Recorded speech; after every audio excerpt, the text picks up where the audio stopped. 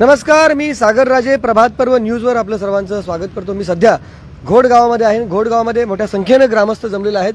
घोड गावचं गावठाण विस्तार झालं पाहिजे, शिवाय बफर झोनचा जो प्रश्न आहे त्या संदर्भात ही सर्व लोक एकत्र आलेले आहेत. त्यांना मार्गदर्शन करण्यासाठी अर्थातच ओबीसी नेते राजाराम पाटील साहेब तसे ॲडव्होकेट खोब्रागडे साहेब या ठिकाणी आलेले आहेत. नक्की काय विषय आहे ते आपण जाणून घेऊया. सुरुवातीला आपण अध्यक्ष या ठिकाणी आहेत समितीचे, गावच्या समितीचे, त्यांच्याकडे जाऊ आणि त्याच्यानंतर त्यांच्याकडनं समजू. आपलं अगोदर नाव आणि ओळख द्या. मी सुनील पाटील, माजी सरपंच आणि ग्रामविकास घोट ग्रामविकास सामाजिक संस्थेचा अध्यक्ष म्हणून काम पाहत आहे सध्या. बरं, काय नक्की आज मोठ्या संख्येनं ग्रामस्थ या ठिकाणी जमलेले आहेत, नक्की काय विषय गावठाण विस्तार आणि सभोवतालचा प्रदूषण आणि बफर झोन हे 3 विषय अजेंड्यावर आहेत आज. कारण आम्हाला आता गावठाण विस्ताराची ही खूप निकड आहे, म्हणजे गरज आहे. काय नेमकं गरज काय पडली, म्हणजे आता एवढ्या वर्ष तुम्ही केलं नव्हतं, आता काय गावठाण विस्तार करता? गावठाण विस्तार म्हणजे आता काळाची गरज आहे असं म्हणावं लागेल. कारण गेली 70 वर्षे जसं देशाची लोकसंख्या वाढली तशी गावाची लोकसंख्या वाढली. जवळजवळ 34-35 कोटीची जनता होती स्वातंत्र्याच्या अगोदर. आज ती 70-72 वर्षात जवळजवळ 140 कोटी झाली. त्याच प्रमाणात गावाची सुद्धा वाढ झालेली आहे. कुटुंब वाढलेले आहेत. गावठाण विस्तार जवळजवळ 70 वर्ष झालेला नाहीत. म्हणजे गावकऱ्यांनी कोणी मागणी नाही केली आणि ते सरकारने पण त्याच्यावर काय लक्ष नाही दिला. त्याच्यामुळे तो प्रलंबित राहिला आहे. आणि आज अशी परिस्थिती झाली, आज एवढी कुटुंब वाढलेत की लोकांना राहण्याचा प्रॉब्लेम झाला आहे आता. त्याच्यामुळे लोक आता काय केले, जशी जागा मिळाली गरजेपोटी लोकांनी घरं बांधलेली आहेत. आता त्याचा तो घरं बांधलेले आहेत. जोपर्यंत ग्रामपंचायती असते तोपर्यंत ठीक होतं. पण आता महानगरपालिका झाल्या कारणाने महानगरपालिकाला जशी जागा येतं महिन्यात 2 महिन्यात, तशी कोणाला तरी एखादी नोटीस काढतो आणि त्याला अंडर प्रेशर घरी ठेवला जातो. तर हा प्रश्न सारखा उद्भवू नये म्हणून काहीतरी कायद्याचा, कारण आपण आता बाकी काही गोष्टी करू शकत नाही, बेकायदेशीर तर काही गोष्टी करू शकत नाही. तर कायद्याचे जे काही मार्ग आहेत किंवा शासनाने वेळोवेळी जे काही GR काढलेले आहेत की जे अनधिकृत बांधकामं आहेत ती अधिकृत करावी म्हणून, नियमित करावी म्हणून असे जे GR काढले आहेत त्यांचा आधार घेऊन कोर्टामध्ये काय होतो का ते बघूया आपण. अशा पद्धतीने आमचा सध्या लढा चालू आहे.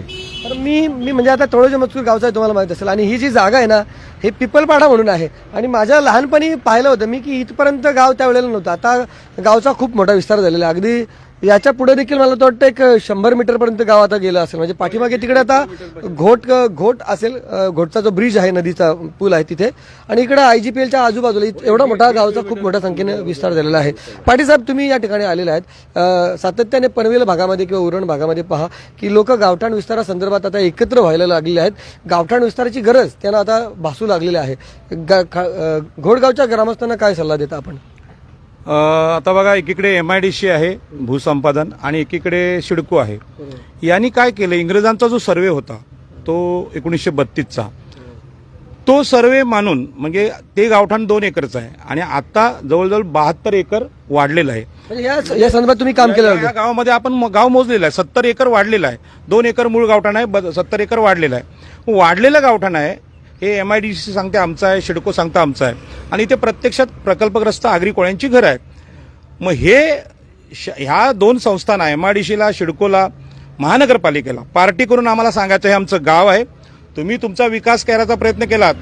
सिडकोनी म्हटलं शहरांचे शिल्पकार आम्ही आहोत, तर आम्ही जागा दिली आहे शहराला, आमच्या गावाचं काय, हा मोठा प्रश्न आहे. आणि म्हणून गावाचं सीमांकन करण्याचा निर्णय आम्ही 6-7 महिने अगोदर घेतला.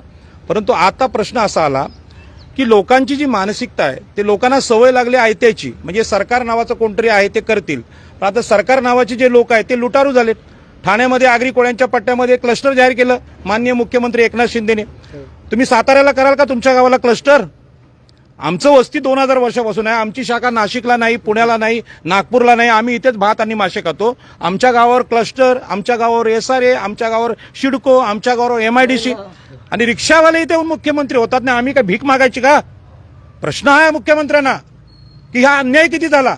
आणि म्हणून लोक पेटली, पण लोकांना साधा विषय कळत नाही. हे सगळं करायला सरकार आपलं मायबाप राहिलेलं नाही. त्यांना ही जमीन पाहिजे, ती विकायला तयार आहेत. आणि म्हणून आता संघर्ष आहे हा आमच्या लोकांचा आहे. आणि ह्या लोकांच्या संघर्षासाठी लोकवर्गणीची गरज आहे. 6-7 महिने पाहिलं आम्ही 1000 रुपये वर्गणी सांगितली, बरोबर. लोकांना 1000 रुपये कोणी देत नाही.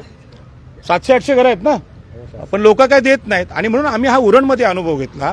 उरणमध्ये लोकांना सांगितलं आपण आउटर बाउंड्री सीमांकन करूया, लोक पैसे देत नाहीत. आणि सिडको एका मागे लागली मशीन घेऊन. मग लोकांना आम्ही सांगितलं, माझ्या लक्षात आलं लोकांची मानसिकता गावासाठी देशासाठी लढण्याची नाही, लोक स्वार्थी झालेले आहेत. लोक म्हणतात माझं घराचं रक्षण मी करेन. प्रॉपर्टी कार्डचा विषय काढला, लोक पैसे द्यायला तयार आहेत. आज गावातल्या लोकांना सगळ्यांना विचारलं, एका गुंठ्याची किंमत जर 5.5 कोटी इथे आहे सानपाड्याला, आपण तो नेहमीच विषय बोलतो, 5.5 कोटी गुंठा असेल तर 5.5 कोटी गुंठ्याची जमीन जर नावावर केली तर 5 कोटी लोन कुठूनही मिळेल आम्हाला, म्हणजे आम्ही करोडपती आहोत. मग 5.5 कोटी गुंठ्याची जमीन नावावर करण्यासाठी 5,500 खर्च नाही करणार का आपण? म्हणजे चिकन 200 रुपयाचं आणि 50 पैशाची फाटकी पिशवी घ्यायची, मोटरसायकल चिकन पडत जाते रस्त्यावर आणि मग बायको बोलते का चिकन कुठं, पिशवी फाटकी नाही. मग 50 पैशाची पिशवी 200 रुपयाचं चिकन आहे तर 2 रुपयाची पिशवी घ्या.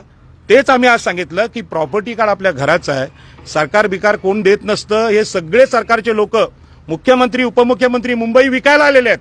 माझा स्पष्ट आरोप आहे की मुंबईला त्यांनी 70 वर्षात प्रॉपर्टी कार्ड नाही दिलं. कसले तुम्ही मुख्यमंत्री, कसले तुम्ही गृहमंत्री आणि कसले तुम्ही महसूल मंत्री, आणि म्हणून आमचे आमदार सुद्धा प्रश्न घेत नाहीत. म्हणून लोकांना आज सांगितलं की आपण वर्गणी काढूया, 200 रुपये चिकनसाठी 2 रुपयाची पिशवी खरेदी करूया. 50 पैशाची पिशवी चालत नसते. म्हणून लोकवर्गणी ह्या गावठाण विस्तार योजनेचा आधार आहे आणि त्याला सगळ्यांनी लोकांनी आज प्रतिसाद दिला, सगळ्यांनी तिथे हात उंच केले. आणि म्हणून आता मी हात करतो, लोकवर्गणी काढून तुम्ही गावठाण विस्तार करायला तयार आहात का? हात उंच करा दोन्ही. जमीन आमच्या हक्काची, अरे जमीन आमच्या हक्काची. अरे कोण म्हणतो देणार नाही? अरे कोण म्हणतो देणार नाही? लोकनेते दिबा पाटलांचा, लोकनेते दिबा पाटलांचा, नारायण नगू पाटलांचा, डॉक्टर बाबासाहेब आंबेडकरांचा, छत्रपती शिवाजी महाराजांचा. आपण आतमध्ये हा ठराव घेतला, आता पण घेतला. आता तुम्ही अजिबात थांबू नका. ह्या पावसाळ्याच्या आत आपण हे करून घेऊया, नाहीतर घरांना नोटीस लागल्याशिवाय राहणार नाहीत. मग त्याच विषयावर येतो मी. म्हणजे मला काय बोलायचं आहे की एकीकडे आता तुम्हाला माहितीच असेल की आता महानगरपालिका, सिडको, MIDC या सगळ्या बाजूला या सगळ्या संस्था असल्या कारणाने किंवा त्यांच्या हद्दीत ही जागा असल्या कारणाने आता प्रॉब्लेम आहे. आता ही ती जी बरीचशी घरं आहेत ना ती MIDCच्या हद्दीत येतात आणि आता MIDCनं बफर झोन सुद्धा डिक्लेअर केलेलं आहे, त्याच्यामुळे इथे बांधकामं करता येत नाही. या सगळ्या प्रश्नांना गावठाण विस्तार हा उपाय होऊ शकेल का? म्हणजे एकीकडे आता महानगरपालिका तुम्हाला नवीन घर बांधायला देत नाही कारण तुमच्याकडे प्रॉपर्टी कार्ड नाही, तर काही घरं तुमची अगदी सिडको हद्दीत आहेत, तिथे तुम्हाला बांधता येत नाही.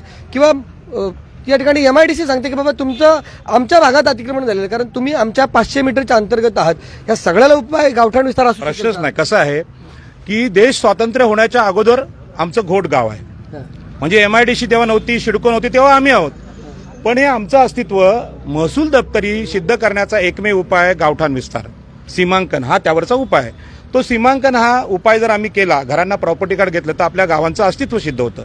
आता तुम्ही बफर झोनचा मुद्दा माननीय अध्यक्षांनी आपल्याकडे मांडला. तो मुद्दा काय की MIDC जेव्हा निर्माण केली तेव्हा MIDCने जी जागा आमची संपादित केली तर त्यामध्ये प्रदूषणासाठी मानवी वस्ती आणि MIDC याच्यामध्ये जो बफर झोन पाहिजे तो त्यांनी खरेदी केलेल्या संपादित केलेल्या जमिनीतच असला पाहिजे. मी प्रकल्प आमच्या सगळ्या आगरी कोळ्यांना उदाहरण दिली. जरा आवाज बंद करा.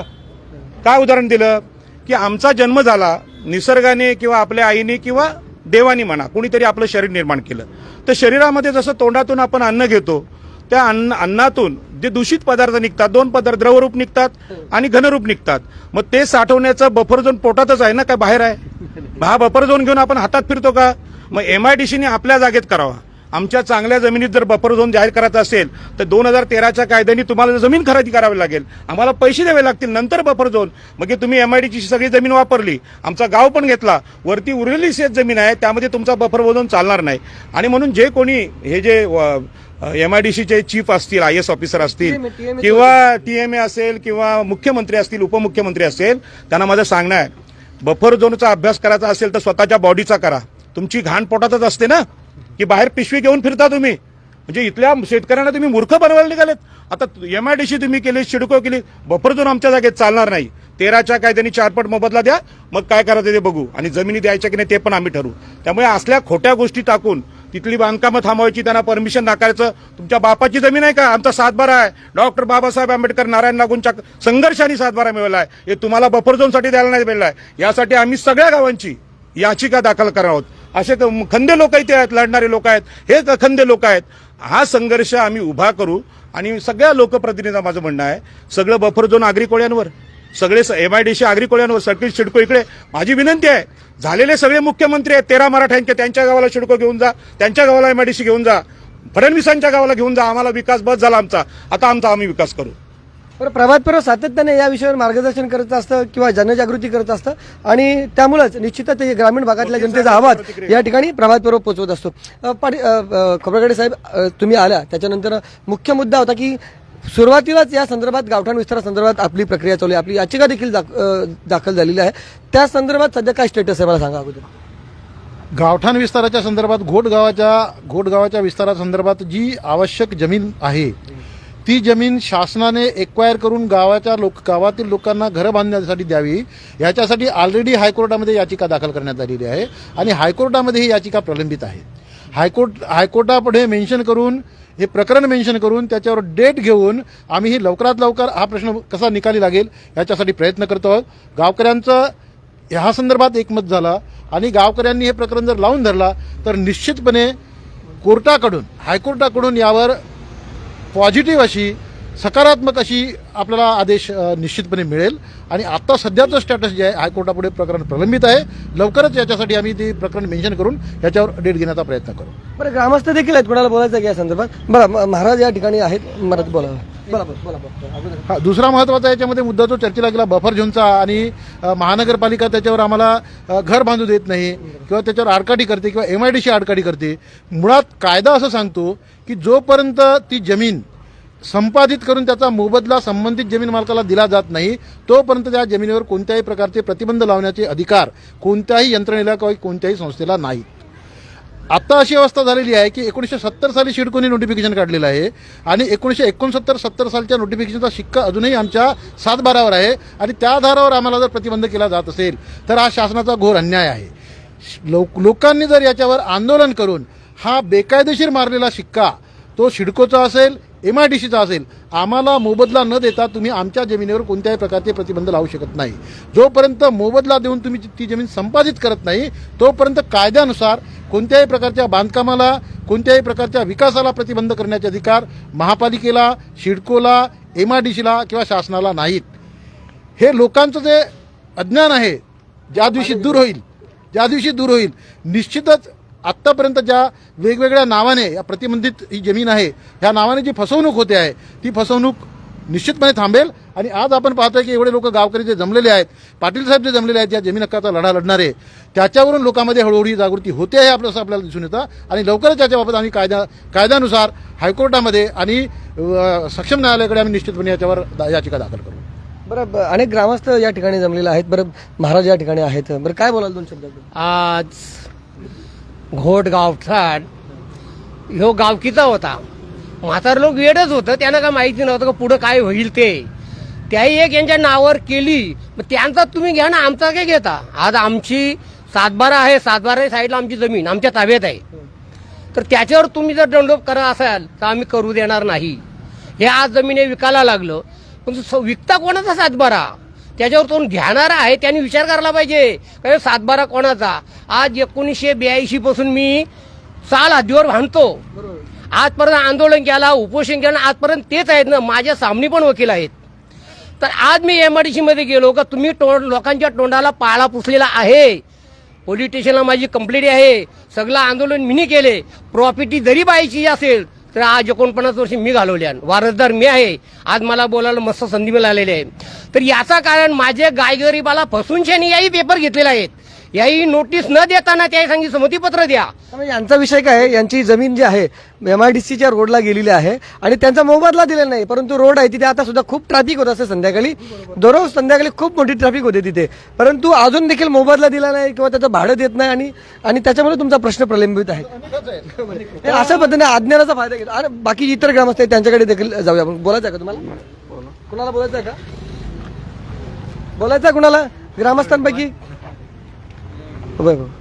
तर या ठिकाणी आज घोट गावामध्ये मोठ्या संख्येनं ग्रामस्थ जमलेले होते. गावठाण विस्ताराची निकड भासल्या कारणाने शिवाय अनेक प्रॉब्लेम, अनेक समस्या त्यांना उद्भवलेल्या आहेत.